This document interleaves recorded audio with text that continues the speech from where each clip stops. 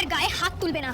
আমরা ধারাবাহিকের শুরুতে আমরা দেখতে পাই চ্যাটার্জি বাড়ির ড্রয়িং রুমে সকলে উপস্থিত ছিল।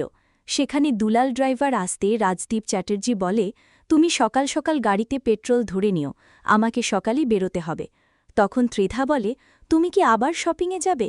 এত শপিং করে কি করবে?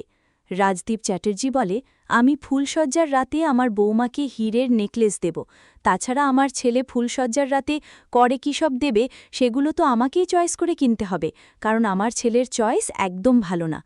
তখন রাজরিত বলে, বাবা, আমার ফুলসজ্জার রাতে তুমি কেন শপিং করবে? আমার ফুলসজ্জার রাতে আমি পছন্দ করে কিনব।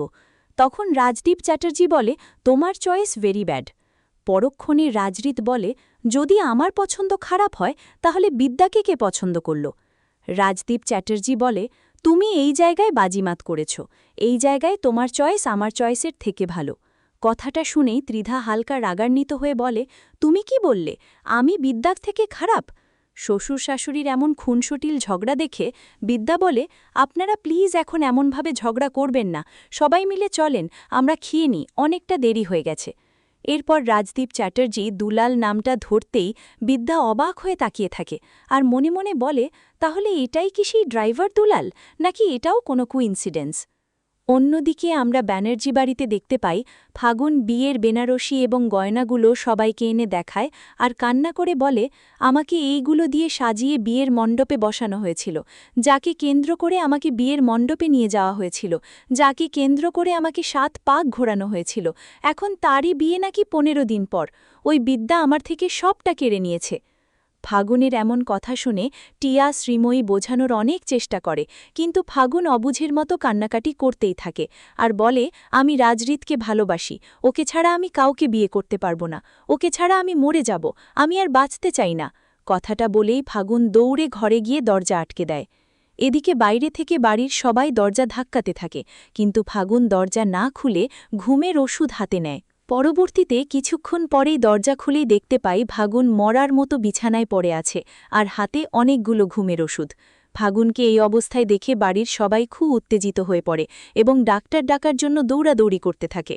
এদিকে সবাই ফাগুনের মুখে জল ফেরাতে থাকে, কিন্তু ফাগুন কোনো মতেই চোখ মেলে তাকায় না। অপরদিকে কাশ্যপ ব্যানার্জি বলে, আমার মেয়ের যদি কিছু হয় তাহলে বিদ্যাকে আমি ছাড়ব না, আমি তোমাকে মেরে ফেলব। ফাগুন আমার মেয়ে, তুমি আমার কেউ হও না, আমি তোমাকে ঘেন্না করি।